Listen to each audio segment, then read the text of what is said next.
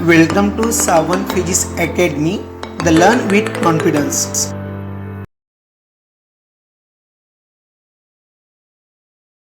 The total kinetic energy of the rolling body is half mv square 1 plus k square upon r square. ही जी असते ही आपली total kinetic energy of the rolling body असते. आता हे expression कसं आलं हे आपण बघू. बघा, एक मी प्लेन सरफेस कन्सिडर केला. Suppose this is my plane surface आणि एखादी जर मी बॉडी जर घेतली, सपोज मी यावर एखादा स्पियर घेतो, तर हा माझा जर स्पियर जर असेल तर हा स्पियर जर आपण बघितला तर हा याचा सेंटर राहील, बरोबर आहे. आणि जर हा मूव झाला, सपोज या टाईपमध्ये हा मूव होत आहे, काय होईल, हा मूव होताना जर मी समोरून बघितलं तर मला हा जर मी याचा ओरिजिन जर कन्सिडर केला तर मला हे कोणचं मोशन दिसेल, तर मला ते रोटेशनल मोशन दिसेल, बरोबर आहे. आणि समोर जात असताना कोणचं मोशन दिसेल, मला ते ट्रान्सलेशनल मोशन दिसेल. म्हणजे जे रोलिंग मोशन राहील आपलं, तर rolling motion is a combination of two type of motion. That is first कोणचं, first is a translational motion and another is a rotational motion, बरोबर आहे. म्हणजे साध्या शब्दात जर डेफिनेशन करायची झाली तर मी असं म्हणू शकतो, रोलिंग मोशन हे दोन प्रकारचं मोशन असते. एक प्रकार म्हणजे त्याचा ट्रान्सलेशनल आणि दुसरा म्हणजे रोटेशनल. बघा, मग याच्यावर मी एक्सप्रेशन लिहू शकतो असं, म्हणजे total kinetic energy e equal to e translational म्हणजे kinetic energy of translational motion plus e rotational, that is kinetic energy of rotational motion. पहा, ई ट्रान्सलेशनल आणि रोटेशनल याची जी ॲनॉलॉजी आहे ती मी आधीच्या व्हिडिओमध्ये सांगितली आहे तुम्हाला. ट्रान्सलेशनल मोशन म्हणजे सरळ अलॉंग द स्ट्रेट लाईन, म्हणजे हाफ एम व्ही स्क्वेअर, इथपर्यंत माहीत आहे.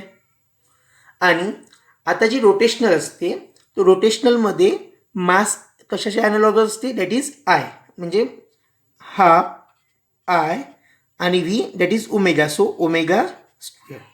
इथपर्यंत मला माहीत आहे.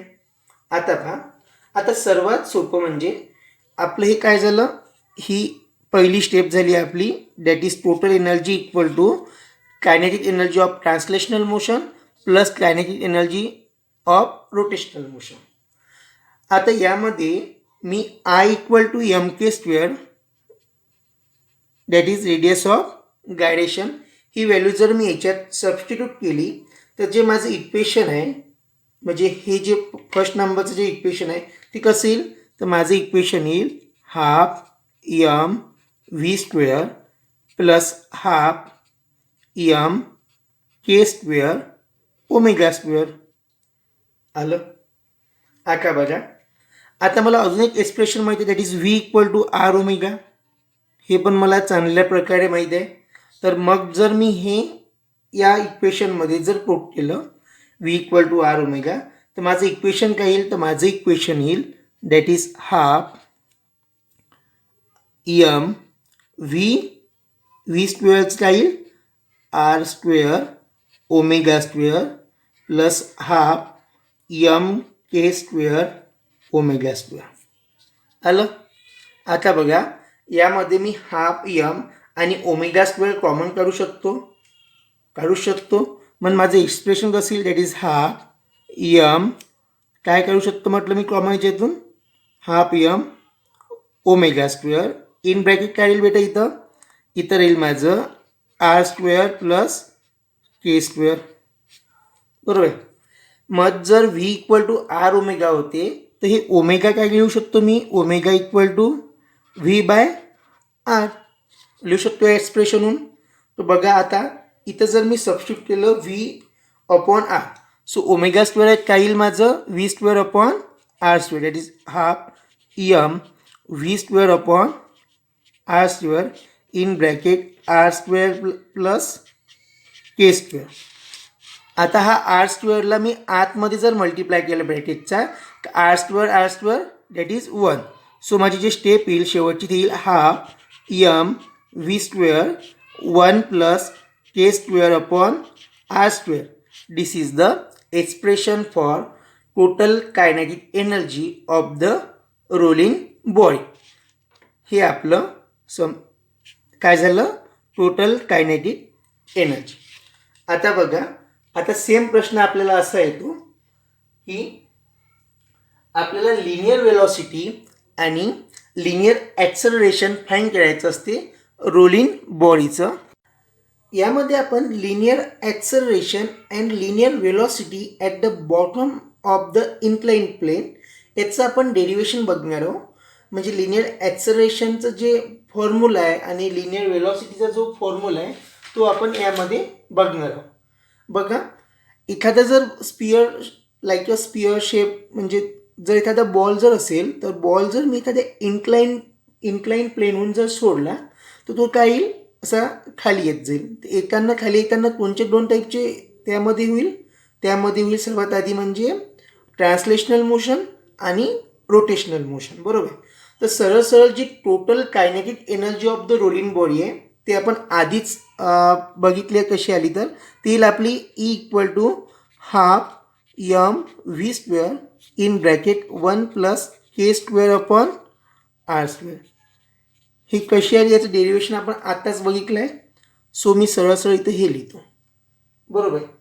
आता बघा, मला एक गोष्ट सांगा, जेव्हा रोलिंग बॉडी होत आहे, म्हणजे जेव्हा ही बॉडी या पोझिशनपासून तर बॉटमपर्यंत येईल तेव्हा त्याची जी ग्रॅव्हिटेशनल पोटेन्शियल एनर्जी जी राहील ती सर्व कायनेटिक एनर्जीमध्ये कन्वर्ट होईल.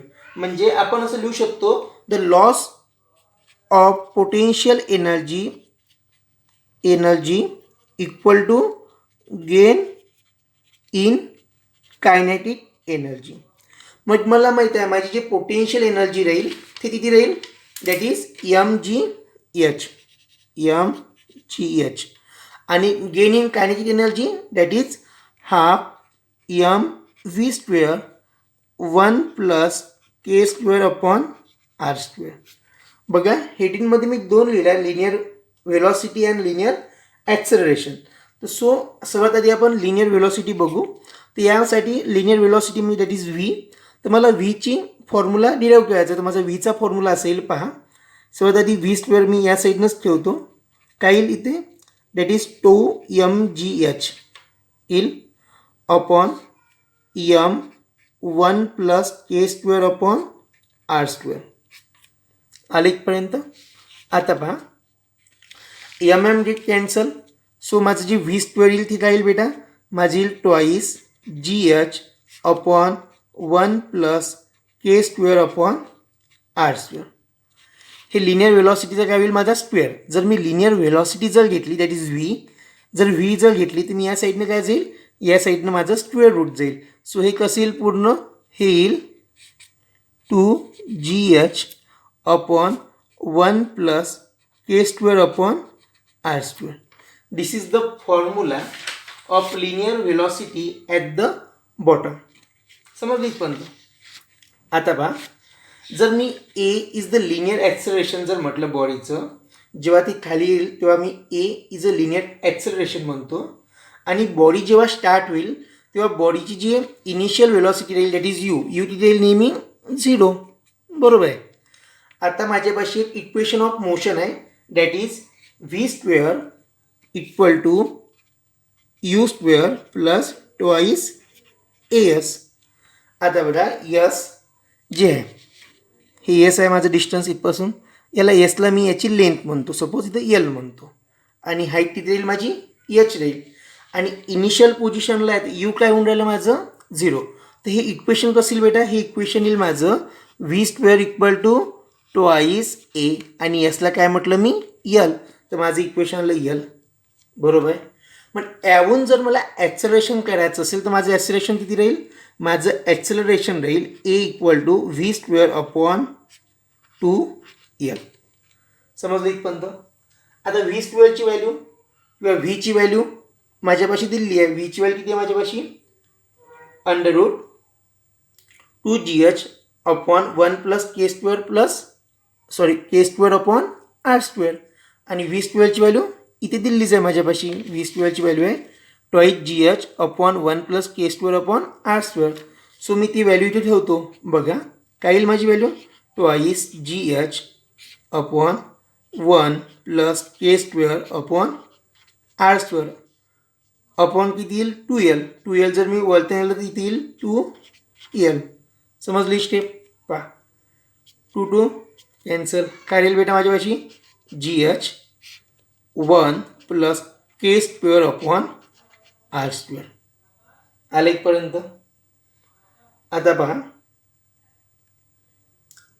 एल राहिला ना आपला, तर एल काय राहील इथं एच अपॉन एल. बरोबर आहे. आता पहा जर डायग्राम मी जर पाहिली तर साईन थिटा काय होईल माझं. डायग्राममध्ये जर मी पाहिलं तर साईन थिटा काय होईल माझं that is opposite side upon hypotenuse. So h by l equal to sine theta. So G sine theta upon काय येईल बेटा 1 plus K square upon R square. This is the linear acceleration. म्हणजे एखाद्या इथे equal टूचं same इथे लिहितो मी. जर मला एखाद्या रोलिंग बॉडीचं ॲक्सलरेशन काढायचं असेल तर माझ्यापाशी फॉर्म्युला कोणता राहील G sine theta upon 1 plus के स्क्वेअर अपॉन आर स्क्वेअर.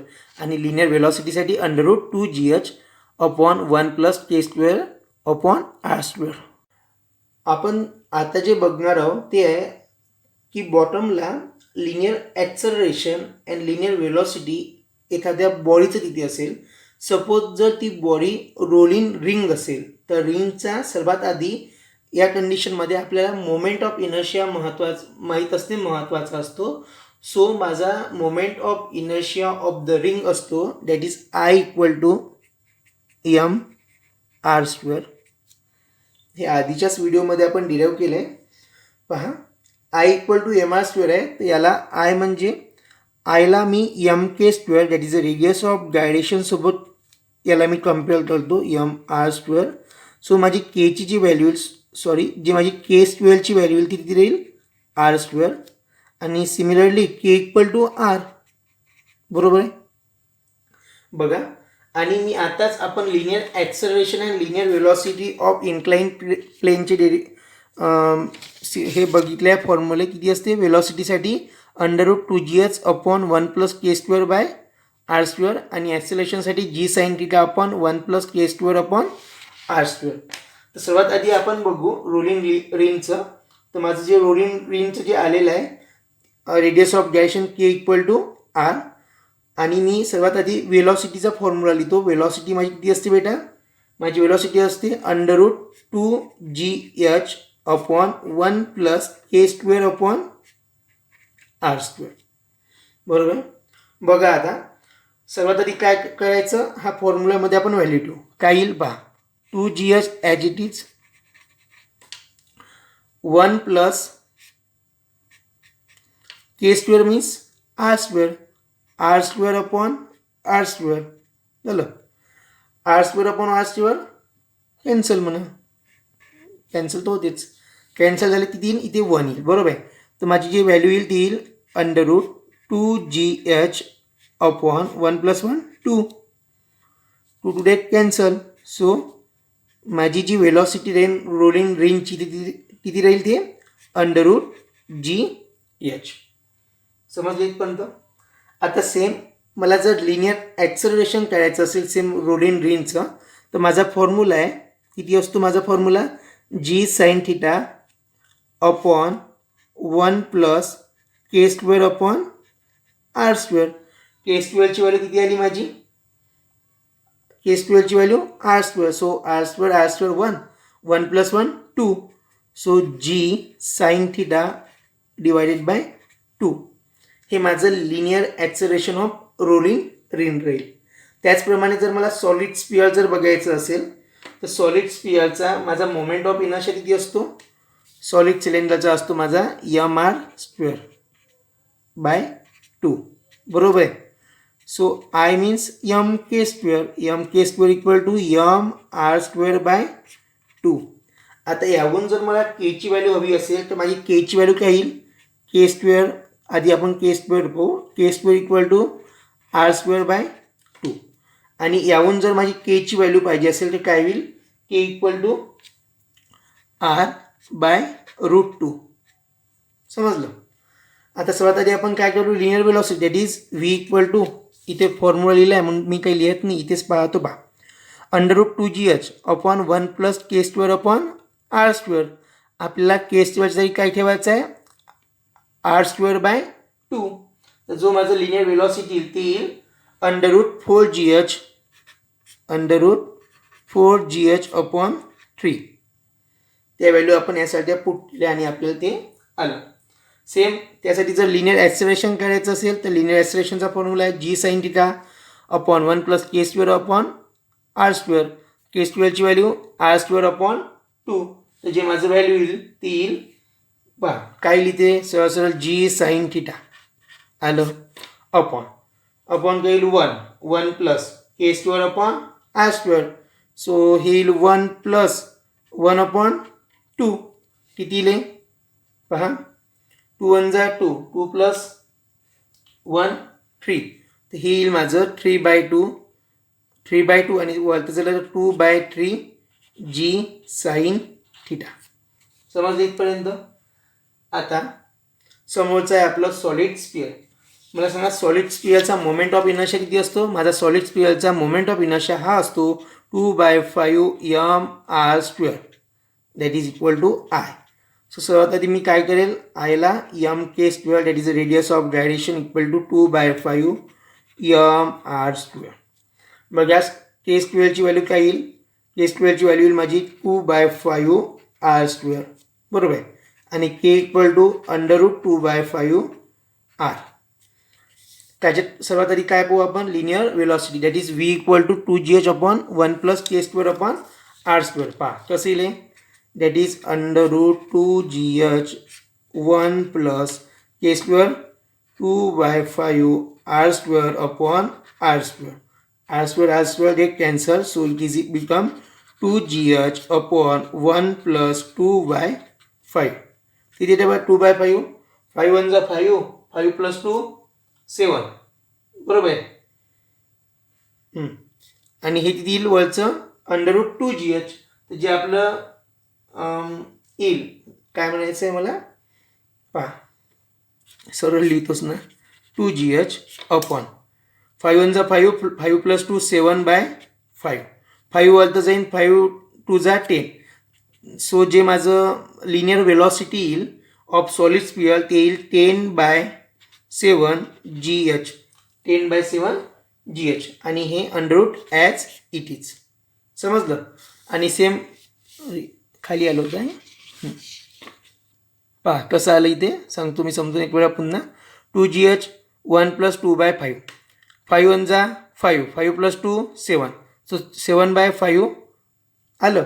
आणि हे 5 वरती जर गेलं किती, 5 2 जा 10, 10/7 gh, अंडररूट 10/7 gh ही जाईल माझी linear velocity of the solid sphere.